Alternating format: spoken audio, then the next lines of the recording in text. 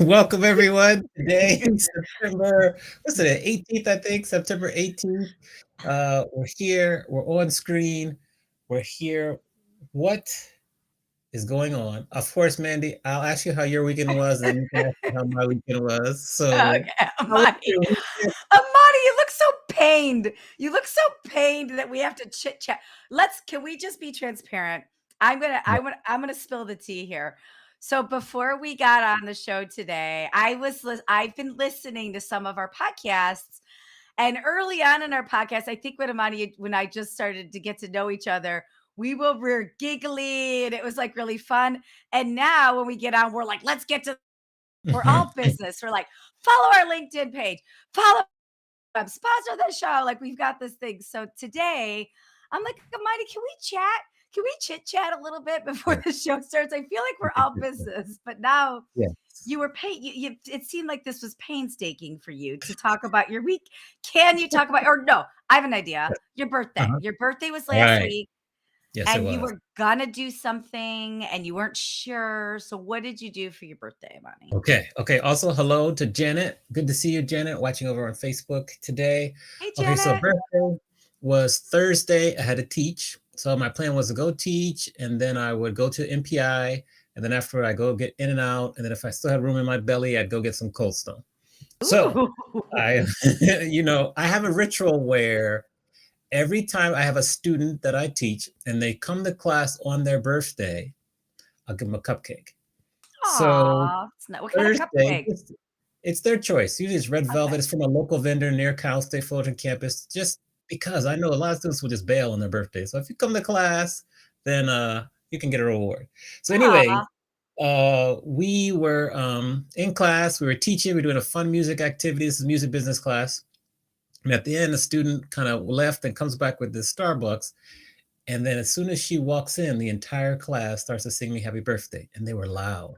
And Oh. it was really cool because they were into it and it was cool and they sang me happy birthday and that was probably the highlight of my day. It was really nice and it touched me. And so they gave me like some cake pops and Starbucks Aw. gift card. It was really cool. So that was probably the highlight of the birthday. Then I drove from Fullerton to where were we? Woodland Hills, 1 hour and a half drive, and had lunch with Rolando. He was there, so we had a spontaneous lunch. Then we had Ooh. our meeting. Then I came back home, went to In and Out, but I was full. So I Oh, held no. off on Cold Stone till the next day. So the next day I went to get Cold Stone evening. I got my Cold Stone ice cream, which was delightful. And then I'll go do pancakes next week. I wanted to space it out. With my health journey, I can't do all the stuff at once. I got to space it out. So that was it. I'm still debating on what I'm going to buy for myself. Mhm.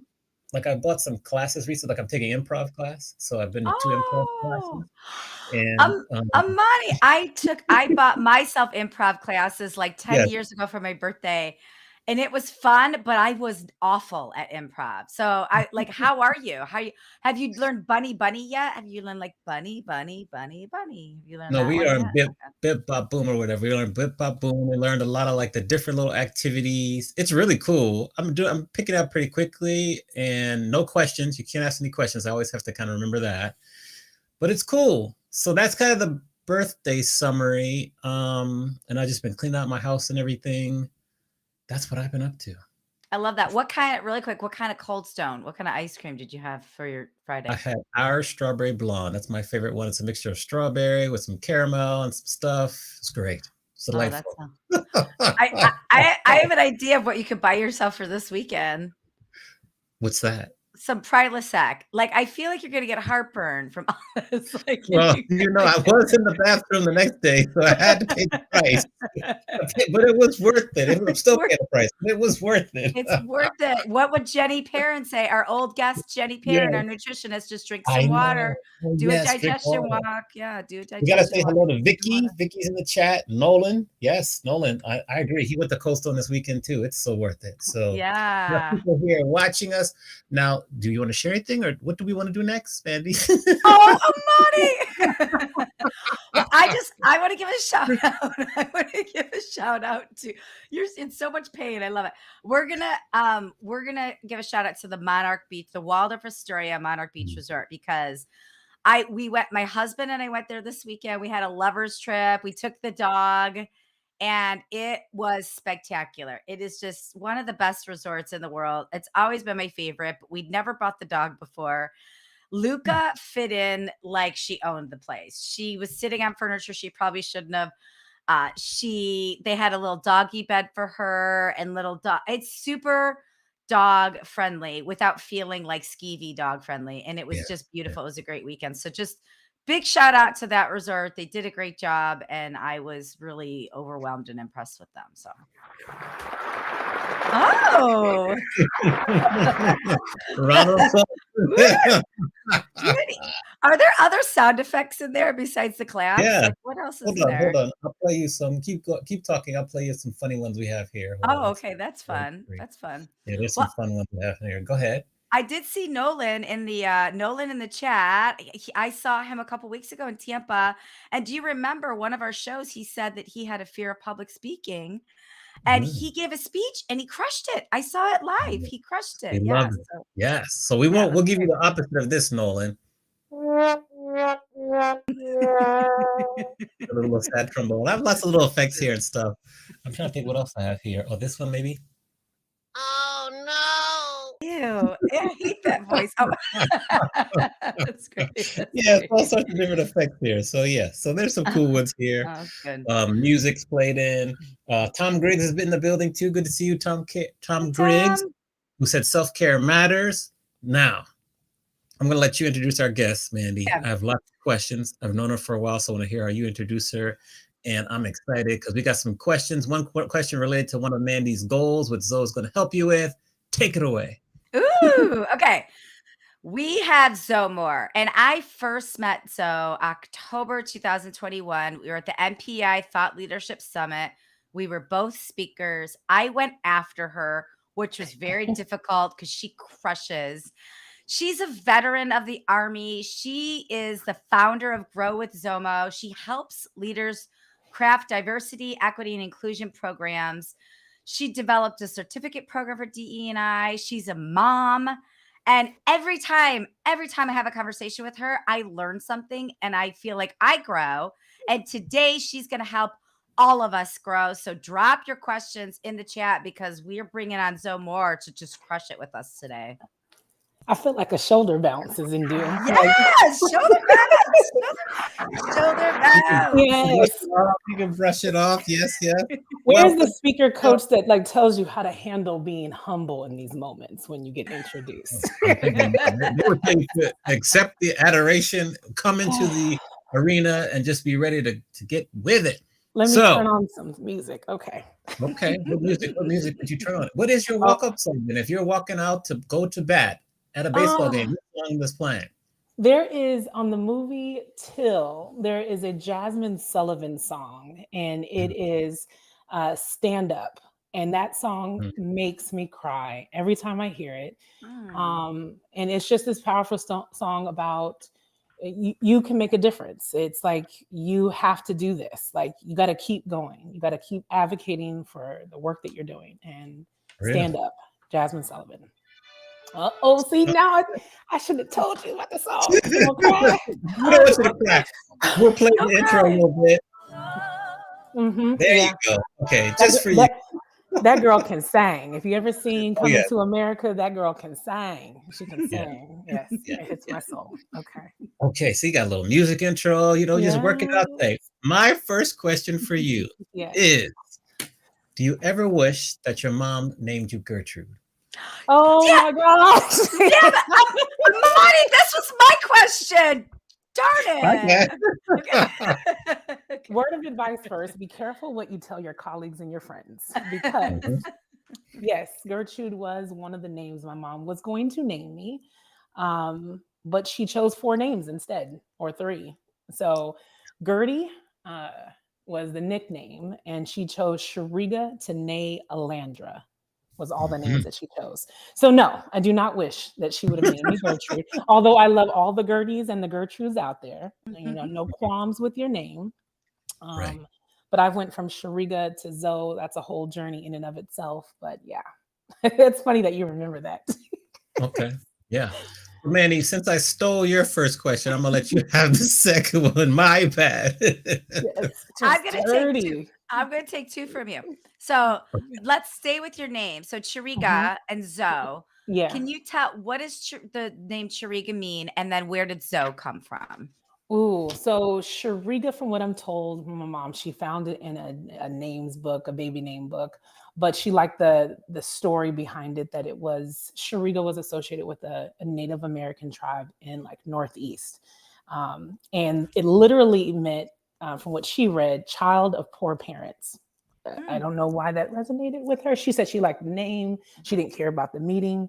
I'm a person all about symbols and meanings. And what it meant, not poor monetary, but poor in character. So Mm. Mhm. interesting why you would choose that name, but I love my name nonetheless. Shariga is how you pronounce it, phonetically Shareega. Shariga. Zoe came from doing, fast forward, I am in college, between military college and really active at this church in like the Bay Area. And I did some poetry. I was doing poetry, this burrito joint called Iguanas, and a guy walks up to me after I did a set or so and said, "Every time you speak, I'm in your zone of energy. I'm gonna call you Zoe." And I was like, "Excuse me, my name is Shariga, you know." And then following that, somebody asked me, "Hey, what's your name?" And I was like, "Zoe." And I was like, "What? Where did that come from?" Like, and so it stuck 20, 25 years ago. And Zoe is a name, and it, Zoe is associated with life in Greek. Mm. Zone of energy kind of relates to that. So I always say Zoe and not Zoe. Got Mm. it. I love that. Well, I wanna switch gears for a minute. I'm happy you shared that because I was like, Yeah. "Should we call you Zoe? Should we call you Shariga?" So thank you for that. I Yeah. appreciate that. My mom would want you to call me Shariga, not Gertrude. Mhm. But yes. Okay. No Yeah. Gertrude. Yeah, So oh, before you go, yeah. shout out to Janet. She says she's so happy to see us together. Janet Whitehead Davis. She says that she took your EDEIS certification class and loved it. So I want to Oh, share that. thank you. Janet, Thank you so you can much for share. that. Go ahead, Mandy. Oh, that's That awesome. is awesome. That's great. Hi, Janice. So I want to share the first time I saw you speak, Mhm. something that you taught me, and I think all of us in that was that, we pick people, we're running conferences, right? And we're picking speakers for conferences and we're Mhm. creating content all the time. But something that you really challenged the audience that day was systematically who is on your conference committee, who is on your Mhm. board of directors. Mhm. And it's great to make sure the attendees are diverse, but it's even better to make sure the people making the decisions represent all of the voices. So if people are putting their conference together like right now, or they're putting together a collection of people, like what is some advice that you have for them, like the top 2 or 3 things that can really systematically like set off the Mhm. diversity, equity, and inclusion piece? Yeah, that great question. I think, it starts with your team. It starts with, really having some self-awareness of who's around you, because oftentimes we'll get in that tunnel vision, or we'll get into that group think, or people who echo what we already believe instead of challenging it, right? And so if you don't have the opportunity to hire people, then whether it's consulting, whether it's running by your friends or outside of your circle, the content that you're proposing, the speakers that you're proposing, people who are different from you in all the identities, the social identifying ways, and just the industry that they're in. Have them challenge what you're putting forth. See if they understand it outside of that close knit group. So that's number one way, is be open to feedback. I think I've told, plenty of people who kind of run from, getting feedback, that feedback leads to an opportunity to grow. And so don't be afraid of it. Welcome it. And by starting there, challenging yourself. Did I select the speakers that need to be in this program? Did I select the content? So start there. That's where I would go. Because a lot of times this focus has been on, like you said, the audience and Mhm. not internal. A lot of external work and not the internal work. And that's where we need to start. I love that. And then quick follow up to that too is, you know, in the old days, I used to think, Mhm, and this is my naivety, is I used to mhm, think DE and I was, you know, color of our skin or a little bit of mhm, our background. And what I've learned over the last couple years is like somebody with an auditory issue or somebody in a mhm, wheelchair. So, could you explain a little bit about like what are some of those ways? Like what can people look for? What are people mhm. missing right now when they're not considering all the different audiences?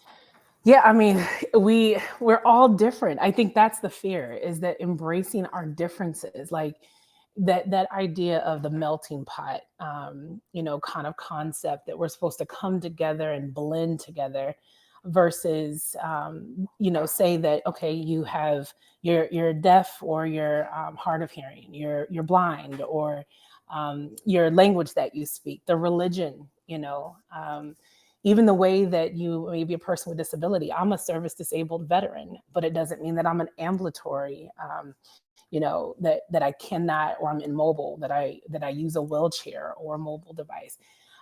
It goes into your generation, different age groups, and or the region in which you grew up in. I mean, I could keep going on and on. We want to get away from that melting pot mindset into the ability to embrace our differences. But I also challenge people, because as much as I think oftentimes when we say, DEI is not about race, gender, sexual orientation, I hone in, or I sense a fear to talk about race, to talk about gender, because the history of, speaking specifically from like US context, that's the history. And where DEI started as an industry is with the civil rights movement. So we can never get away from that conversation, because when we're talking about race, when we're talking about all the ways that we social identify, when it comes to race, individuals still have a disability, speak a different language, have different religion, a different class that they're from, an education level. So we have to be able to talk about, have this conversation through an intersectional lens, all of our identities, all of our differences. And then in the end, when we're able to discuss our differences, those outcomes, both on the things that we do and the conversations that we have, are more robust. And so it's a combination of the things. It's not just race, it's all the ways that you identify. And there's a multiple ways in which we identify, as we Mm. walk through life. Even our experiences, it's just, there's a long list. I like that, with the goal of making the conversation robust. I love that. Mhm. Yeah. It's awesome. Yeah. Yeah. Can Because can you there's a, oh, Oh, keep going. Go ahead, go ahead. no, I just, there's this wonderful TED talk, and it's called the problem with the singular narrative, and I have to pull up the speaker's name. She's amazing, but she talks about seeing things through one identity, and where that has steered us in the wrong direction, and we have to Mm. challenge that. Whose lens am I looking through? Whose lived experience? So again, embracing our differences. Now, I love can you that. share a little bit, maybe you can take us through the exercise about your affinity bias chart exercise that you do? Yeah.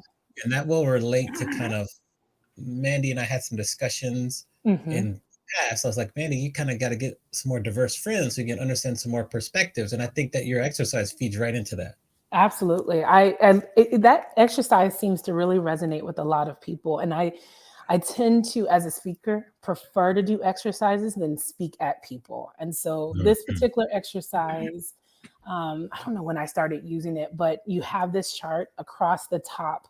I ask you to identify 6 different individuals, and we can choose who those individuals are. It could be authors, it could be directors, musicians. We can go into the industry and talk about the vendors and suppliers that you use. Identify 6 people.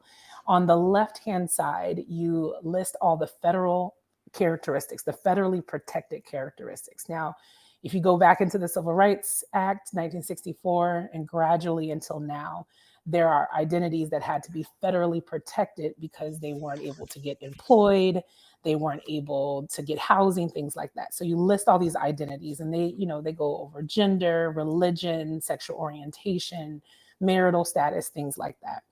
And so, what I ask you to do in the exercise is, then after you've listed all those people, do you know their characteristics? Do you know their different identities? And then once you do that, do you recognize any patterns or behaviors? And so in these conversations, somebody will say, well, all of my, friends are in the age group of 45 to 50. Everybody that I know is a Christian. Everybody Mhm. that I know is in this industry. And so the lesson being, how can that impact or influence what you think and understand, how you view, whether it's you're watching the news, you're reading a book, how does that impact how you think about it? And it goes back to what I said in the beginning. You get into that tunnel vision, like on your team. If your team is homogenous, everyone looks the same, comes from the same social economic background, the same religion, they're going to approach topics through a similar lens and perspective.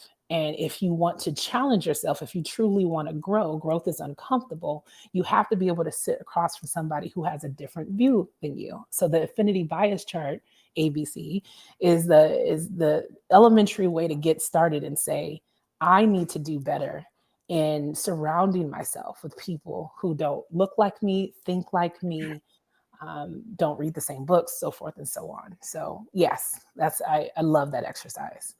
Let's do it. Interesting. I like that. I We like could, that. but yes. Mhm. Yeah. So what did you both do the exercise? Has it been floating around? Because I know it's PDF'd. Have you Right. actually done it for Well, yourself? we actually wanted to take Mandy through the exercise, but, Mm. because Manny, share with your perspective on how when I was talking, I was like, "Oh, you need to kind of get some different friends and everything." Can I talk about that? Mhm, Well, because we mhm. were talking early on, it's like a year ago. We were talking about our guests, and I was like, so my guest, my little zone guest, was like a female entrepreneur, like chatty Cathy, pep rally, a white female in her 40s, right? It was like Mhm, me, and Amani's like, that's awesome. But like we can't talk to you every week. Like like mhm. he's like Yeah, you need it was about our guest. It started with our guest, but then it was a yeah. challenge to look within of like, who are you hanging out with? What are Mhm. your conversations? Right. How do those conversations move forward? How are you moving people forward? So it was, Amani's challenge to me, which I mean, it was over a year ago, and I've really thought Mhm. deeply about that. So I appreciate. So it Yeah. wasn't your official ABC chart, but Okay. it was Yeah. Amani's. It was Amani's ABC challenge to me, which Yeah. I No, I appreciated. like that. I like that, the exercises out there, but that Amani, you did challenge because Mhm. I did the same thing. If you all know Tracy Stuckrath, Eating at a Meeting, she has a podcast in the food space, and we had a whole conversation about food and DEI. And then I looked through her list of guests, and I'm like, there are Black chefs, Latinx chefs, LGBTQ chefs, and people in the Yes. food space. And what happens, what the exercise gets us to see is that not only do we surround ourselves with people who look like us, that's who we're most comfortable talking to.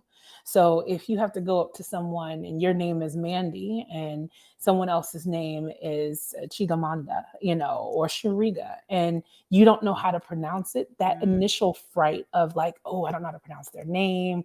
I don't know, what country, where their country is.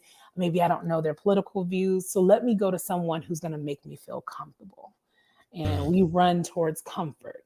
And so, in mm, doing that, we end up avoiding conflict. And what I say about avoiding conflict is it is conflict, right? So, when we never build up the resources and tools on how to manage it, we just create conflict for ourselves. And so, in order to work through that, you have to say, okay, I'm going to look for guests who are outside of that, homogenous, identity. I'm going to ask people, even when people are putting together speakers and they say, oh, we're going to get this one keynote speaker because they do this. I say, have you looked for the person who disagrees with them?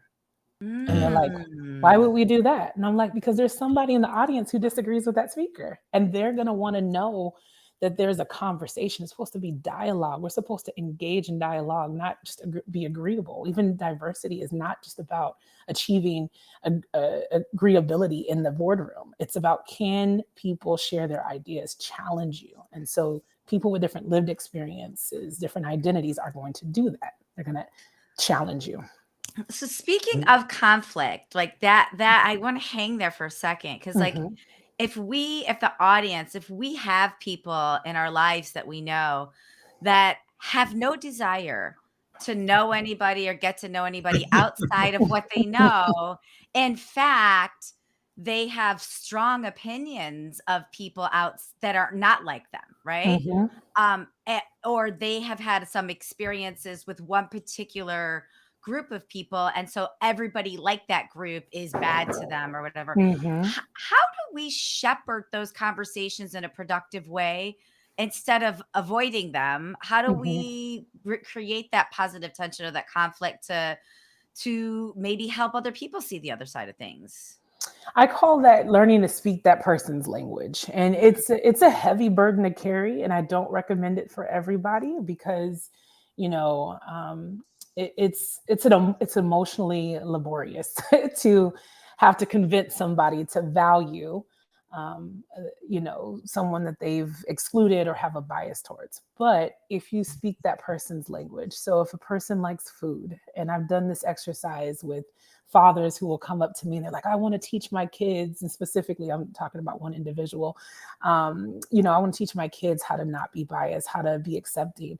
I said, we'll take them to a restaurant, of a different ethnic group, Chinese food, Japanese food, Mexican food, Dominican food, and get them to learn the language, learn the different food names, learn where Dominican Republic is, learn the way they prepare food, learn the cultural practices. And so expose somebody through something that they like, food, music, the books that they read. Oh, this is a good book. Have you read an author who, writes similar within the anime space, within the futuristic space that is of this identity? And maybe not even tell them, but here's another book that you might like.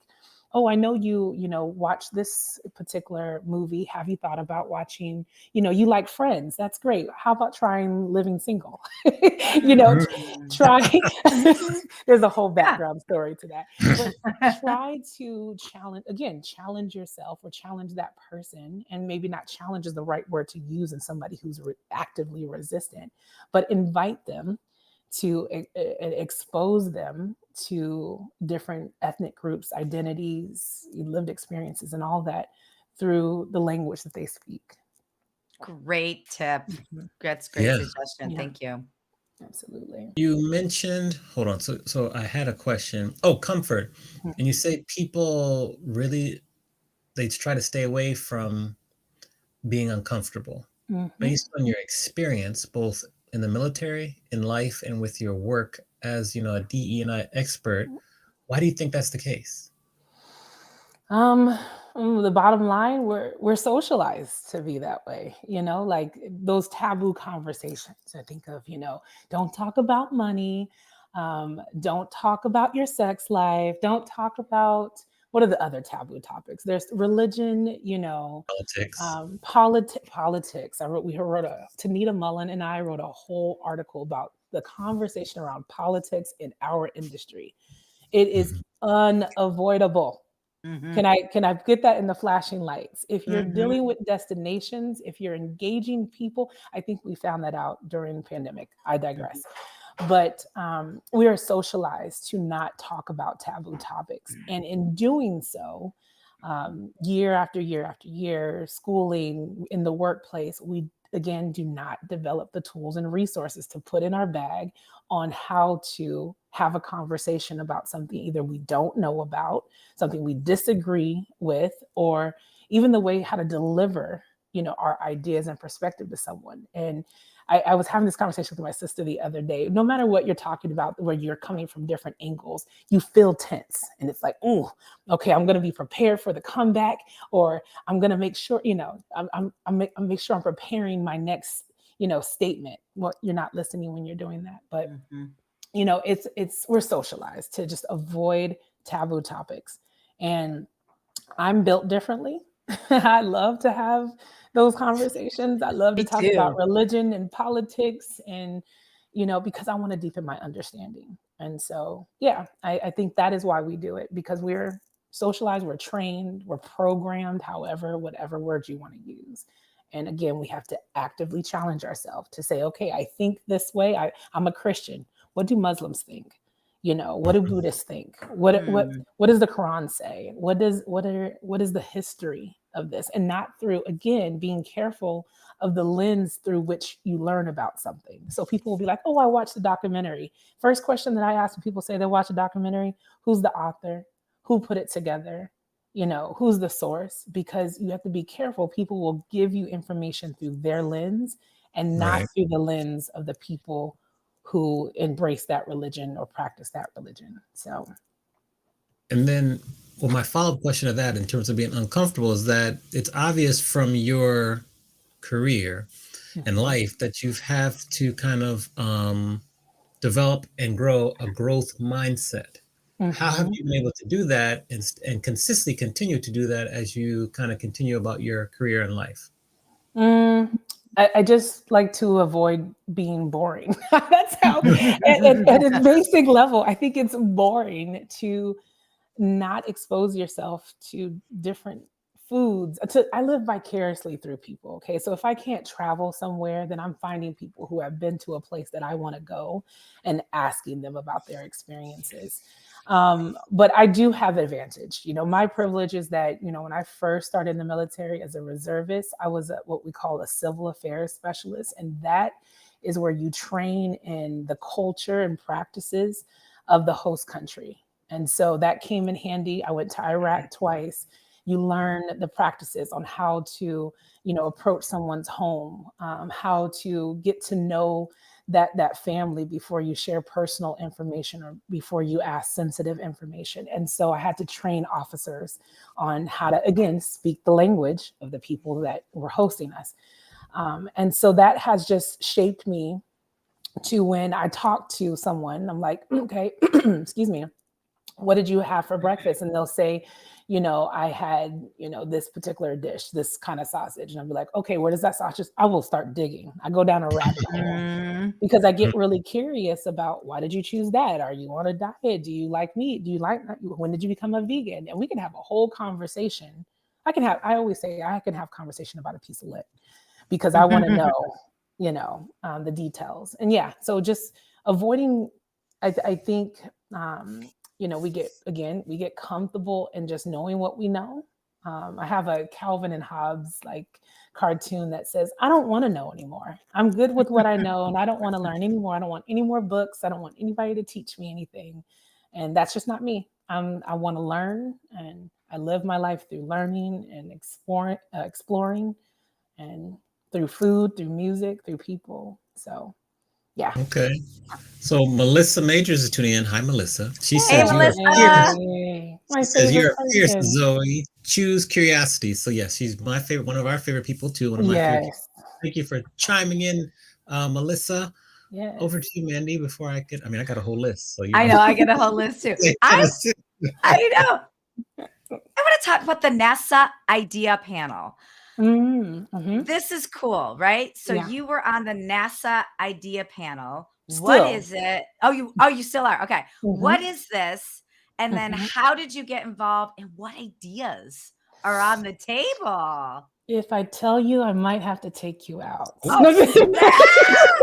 Don't take And me she can out. take you out too. She knows how to shoot a weapon, so be careful. Good. I She just came from good. the range. No, We'll no. have a Okay. push-up So contest. Yeah. prior to NASA, I was at NSA. So I always say that when I don't want to talk about it. But no. Um, it basically, this is, again, NASA saying that they want to make sure that individuals who are in their programs, work for them, are being inclusive. And so we review different information and things that they propose, and to make sure that they understand how to be inclusive, how to get results that are diverse.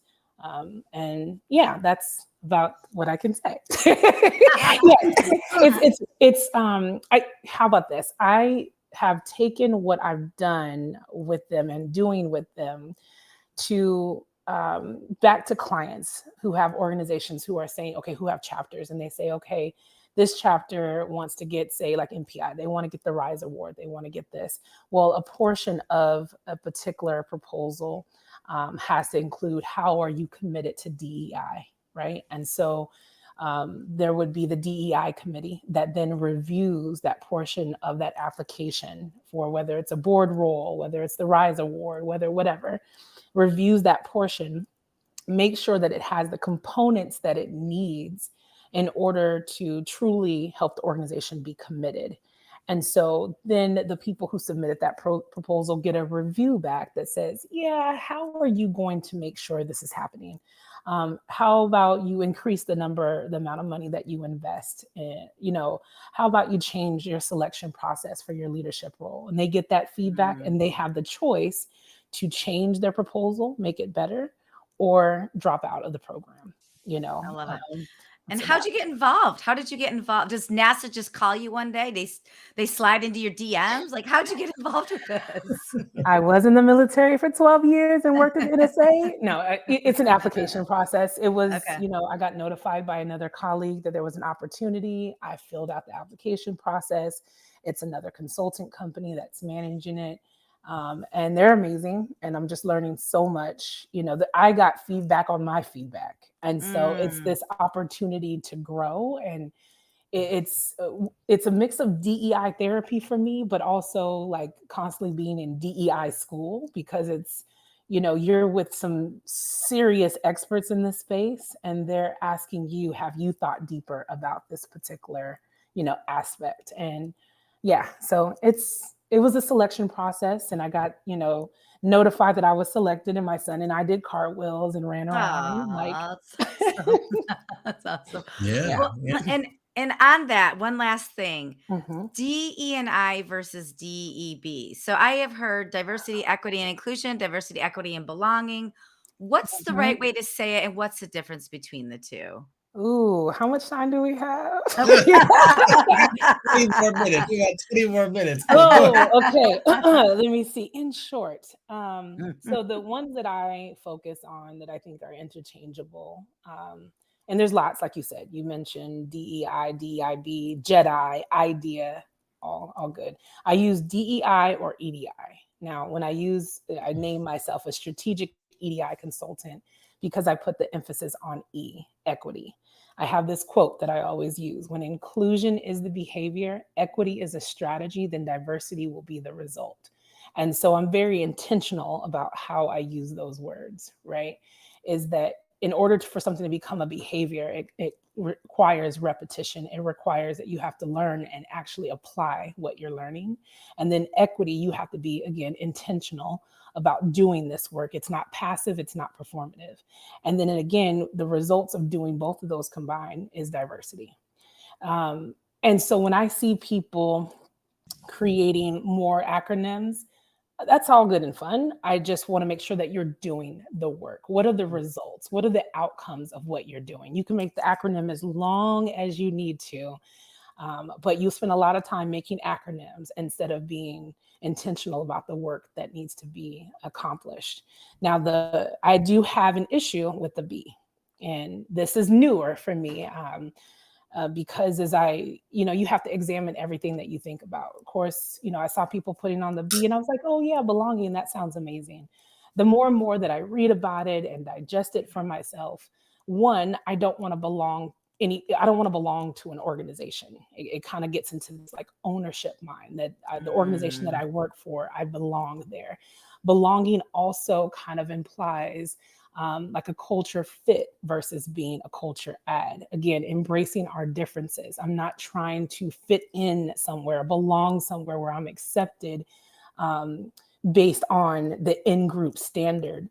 I'm trying to show that I have an add. I want to be valued. I want to be heard. I want to be seen. And so this is just kind of, sometimes it gets into the differences of words, the play on words, and people think, oh, just more words to understand. I just think the conversation is nuanced, right? On, who's defining belonging? What do you mean when you say belonging? Because people throw a lot of words out there. It's about trust. It's about vulnerability. It's about being authentic. Define the words for me first before you start using them, and then making sure that we're on the same page and having the same conversation. So belonging is one of those where people have good intentions when they say it, but I think if they examine the word itself.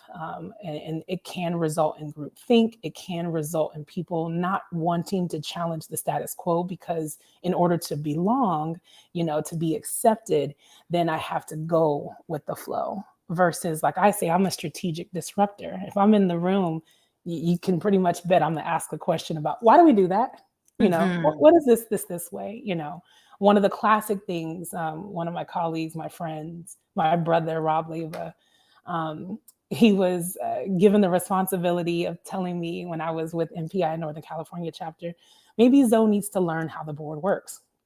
And so maybe we should teach her because you asked the question about why do we use Robert's Rules of Order? And I said, oh, no, I understand Robert's Rules of Order. I want to know who he is. I want to know, you know. And so I ask questions to examine why do we do this thing? So when we use acronyms, again, it's great. DE, even we want to understand the history of the D. How did it become equity versus equality? You want to understand the words that you're using and not just toss them around. Because if you're tossing words around, typically that means you're not applying them. And Mhm. when it comes time, when it's go time, when you're face to face with that conflict, you'll be like, DEIB, DEIB, Mm. and it's like, Yeah, what does that mean to you? And what does that mean in the conversation? What is the nuance? What are we talking about? And so, yeah, that's my long and short of it. I could that's talk awesome. about that Okay. for. All right. You mentioned Yeah. strategic disruptor. That's what you Mm, are. What has been mhm. your most favorite disruption that you've ever witnessed? Mm. Ooh, oh my gosh, that's a long list of mine.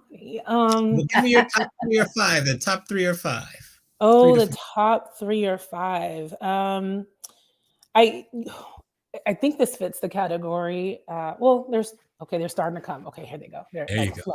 There you flow. um, it's the speaker lineup. That has been disruptive both online and reaching out to that organization, and saying that have you not learned anything from what we've been discussing since the social reckoning? You have a mantle or everybody on the panel or the speaker stage looks the same. And here's where you're doing a disservice to your audience. Um, I think that's uncomfortable for the organizers to even think about that because the first thing, well, I didn't mean to do it intentionally. Or they'll say things like, we're choosing the best people. And I'm like, oh, pause right there, put a pin right there. What do you mean by the best people? And let's look back the last 3 to 4 conferences. So what you're meaning to tell me that the best people all look the same? All the best people went to Harvard and Yale. Mm. All the best people have been in the industry over 20 years. So you're completely excluding, these groups. So speaker lineups, because they're very visual, Mhm. and because within our industry that hasn't been challenged, and that goes also into the teams that are executing, that are planning the event. um, what speakers have said, I'll stay in that lane. How do you handle? I was at an event where the person invited to speak just went down all the stereotypical jokes that they could say. The whole entire room was uncomfortable. Mm. People were looking at each other. I mean, it was sexist, it was racist. Everything was coming out of this person's mouth. And I mean, I literally wanted to go grab the mic, but I was like, it's not my place to grab the mic. And at that point, I realized that no one again has the tools on how to stop this in the middle. The AV team doesn't know, they don't have any instructions. The person hosting the event is too uncomfortable to cut off the speaker, and so challenging, that disrupting that space. How do you do that? So that built a whole workshop on building practices, being proactive. If this are to happen, what do I do? And that actually became, another colleague of mine. You can look on LinkedIn, I won't call her out. She challenged a speaker who said some very sexist things at a conference. And I chimed in because people were defending the speaker. Do you know how amazing he is and all that kind of stuff? And I'm Mm. like, still doesn't take away from the fact that he said these things on stage. So what are you trying to say? We need to address the Mhm. behavior. Mhm. We're not tearing down the character of the person. So that's two: the speaker lineup, what a speaker says on stage, and how to handle it.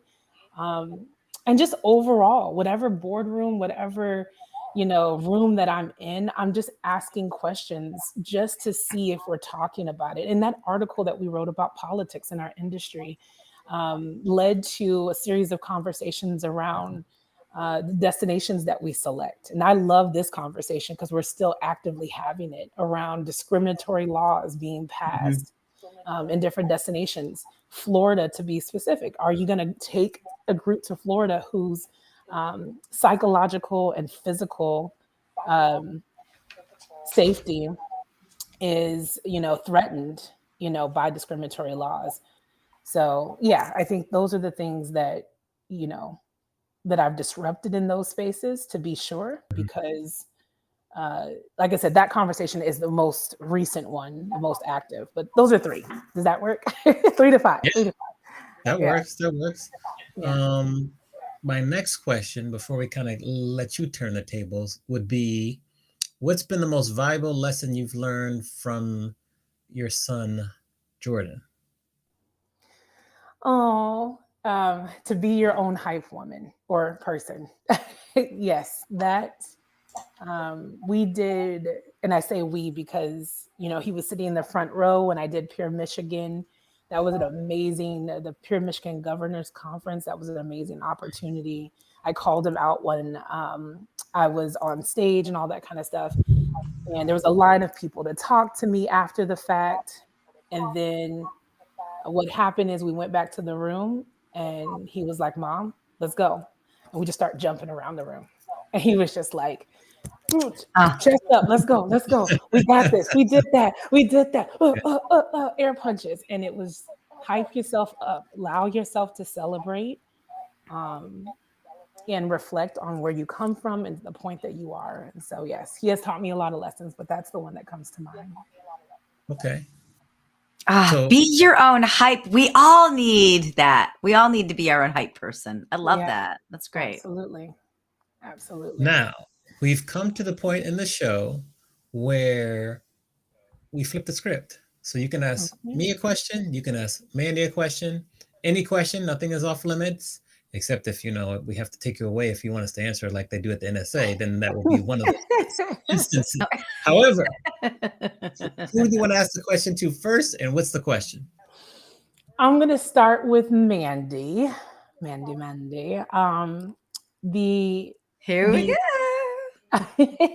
the ABC exercise that was not the exercise that I do, but that Armani, challenged you on. You know, how did you feel then? How do you feel now? Well, I loved it. I like to be challenged. I Mhm, like when people call out things I'm doing or not doing. I appreciate that. But it was coming at a time where I was getting all the different guests and they were all like me. And it's just because I wanted to talk to people like me. Hmm. But mhm, then I appreciated, like, I think our guests are so different now mhm, because of that. So I love it. And I want more of that. I love mhm, it and I want more of it. In fact, our Southern California Weekon, our whole speaker platform that we get every year is getting more and more diverse and all the different voices are being heard. And I think a mhm. lot to do with Amani's leadership and challenging us each year with that. So I love that. I thought it was awesome. Yeah. Okay. And Answer. that was your initial gut reaction response? Like, give it to me raw. Like when he said It that to was. you, it was okay. Yeah. Good to know. Good to know. I don't And think enough people aren't honest and raw like that. I love that. I appreciate that. okay, and then Amani, let's see. I'm going to keep it in the realm. It could be a question about anything, right? Anything, yes, anything. Okay. You live in what, Southern Los Angeles or Southern California? Southern California, yes. Southern California. How has this conversation, um, been for you throughout your career? How have you, as a DJ, um, really promoted this conversation around, what we learned in 2020? How have you used your platform to do that? I would say as a DJ, really, I was speaking through the lens of I became MPI Southern California chapter president as a DJ in 2021 and 2022.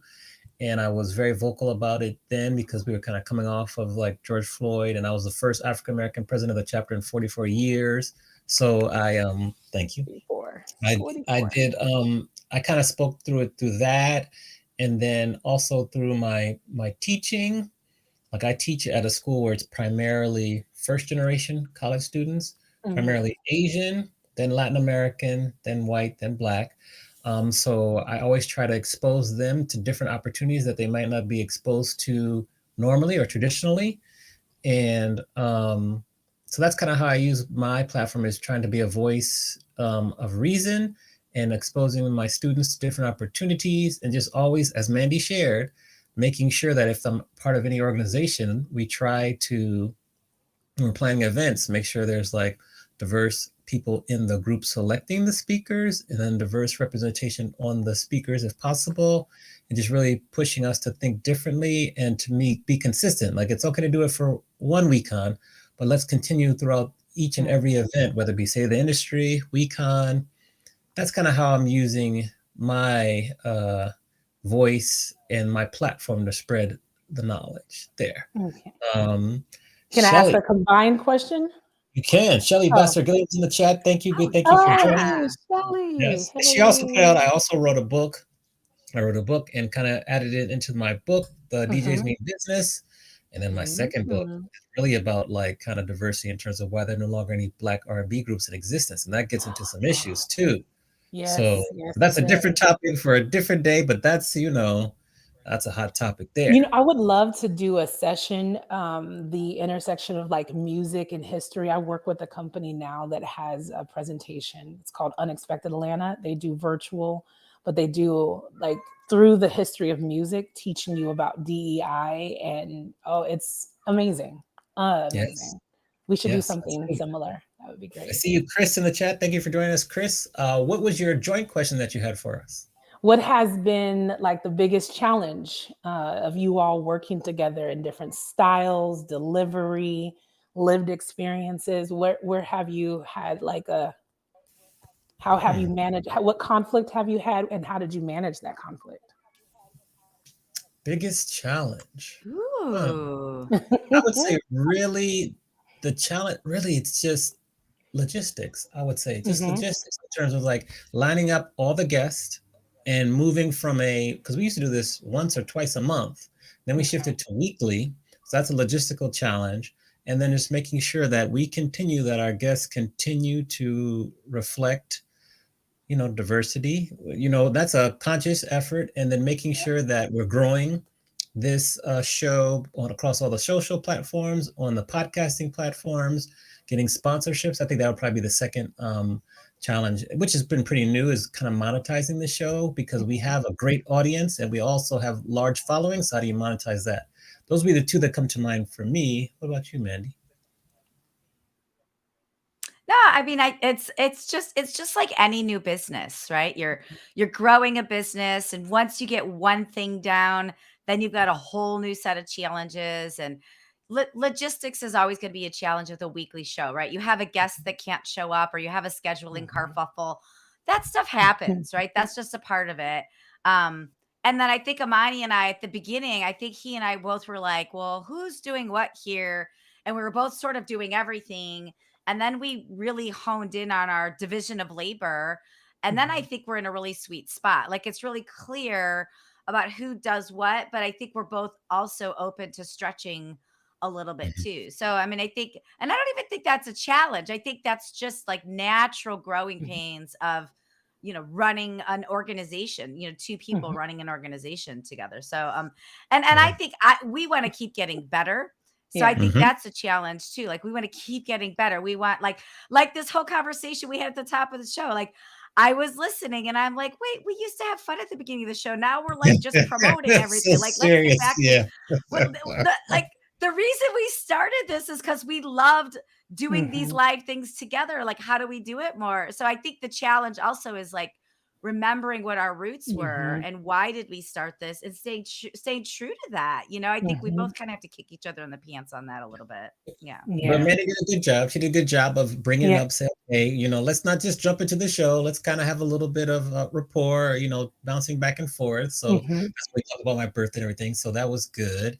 Yeah, I So hear free Cold Stone for life. There's yes, I also there's also a connection though. You did mention, did I hear you right, Waldorf Astoria? So whenever yeah. I'm having a conversation with Mhm. people or as I try to connect people, I always look for the red thread, right? And so Amani, you were talking about your birthday. You were promoting or mentioning Waldorf Astoria for my birthday. My son took me to the Waldorf Astoria here in Atlanta. I had a spa treatment. We stayed at a Ah, suite. And then my sister and my niece joined me, and we woo. ordered a huge, like, room service breakfast. It was amazing. So, Nice. yes, I second that. My birthday was August 19th. Mhm. All right. I got to shout out also Phyllis Williams Strawder. Happy Thank you for being birthday. here with us. And then Mhm. also Oh, Dr. Will yes. Moreland. We love Thank you for her. tuning in too over Mhm. on Facebook. So, Zoe, our final question. Oh, my final question for you would be, Okay. and I'm trying to think, were you still in the Bay Area when you turned 21, or were you already in where were you when you Ooh. turned Ooh, 21, I was standing on a table at a sushi restaurant. 21? Oh, That was okay. at night. It was I was trying all kinds of sushi in Mountain View, California, Okay. and I was also in the reserves. So my unit during the day gave me like a little cake, and I was in full battle rattle within Moffett Airfield. So my Okay. 21st birthday was very memorable. So I'm going to say that Zoe of today walks up to Zoe when she turned 21 as you're walking out of that restaurant in Mountain View, California, and gives your younger self some advice based on what you know now. What Mhm. advice would that be? Um, ooh, wow. Okay, y'all be asking those questions that I have to really Yes. think about. Yes. What advice would I give my younger self? Just because we had this conversation in the beginning about fitness, um, love the amount of physical training that you do. The early mornings of PT and push-ups and running. I got to a point where I was very muscular, and I didn't think that that was feminine because I worked out so much and I wanted to be softer. Mm. And now getting back into shape is harder. So I would tell myself to keep, that routine, keep that behavior, eat lots of sushi still. And I don't have any regrets about joining the military. It was challenging, so I won't go there. The friends that I was with, Nicole and Sonia, are still friends to this day. And so, yeah, I would tell myself just to really appreciate the level of physical fitness that I was engaged in. I miss doing push-ups, if you can actually say that. I, I miss running really fast. I miss just being in my tip-top shape. I do miss that. All right. Yeah. How can we best support you? I guess we have your LinkedIn down there on Mhm. the ticker. That's the best way to reach you and stay in touch with you. Yeah. Yeah, LinkedIn is, but yeah, let's say that. Don't just connect with me. Don't just follow me on LinkedIn. Engage in There conversation. I you ask questions.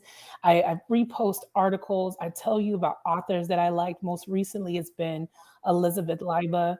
I got her book, I'm Not Yelling, and I did a whole session at PCM Educon about I'm not intimidated, or I'm not intimidating, you're intimidated. We had a whole go. a whole session on imposter Mm. syndrome and Elizabeth Liva. So whenever I repost something that she says, it's because it's challenging me. And I want people to be challenged and I want them to engage in dialogue. So don't just follow, don't just connect and be passive in your paying attention to throw some questions out there, throw your insights, jump in the conversation. That's the best support. All right. Yeah. Well, we appreciate you all the work that you're doing in the Mhm. industry and beyond. We are very honored that you came and spent some time with us My today. pleasure. Can't My wait to pleasure. talk to you again soon, and hopefully, Yes. Yeah. see you soon as well. IMAX? IMAX? Are y'all going to IMAX? TBD, TBD. Okay, TBD. If okay, and the other opportunity, September 30th in Louisville, Kentucky. This is my spotlight right here for No Madness Fest 2023 happening in Louisville. Uh, Okay. the Louisville tourism team is super supportive, and it's really connected to this conversation around DEI and the economic impact. So, if y'all are in Louisville, come to Kentucky. That's where I'll be. Ooh. Okay. Yeah, Appreciate it. Send a link. We'll share the link too. I will. And round of applause and just thank you so much for being My so open and pleasure. honest. Yeah, Yes. pleasure. Thanks. I Thank enjoyed you. you. We love talking to you. I Thank love you. talking to you too. Yeah. All right. We're gonna put you back in the green room. Mhm. Mandy, we'll be back next week at 4 p.m. Eastern, 1 p.m. on the West Coast with another guest. And that'll be that, right? That will be that. We'll see you then. Thanks for tuning in. This was awesome. Yes. Thanks, everyone. We'll see you soon and have a great week. And can't wait to chat with you again next week. And thanks again to our guest, Zoe Moore. Take care, everyone.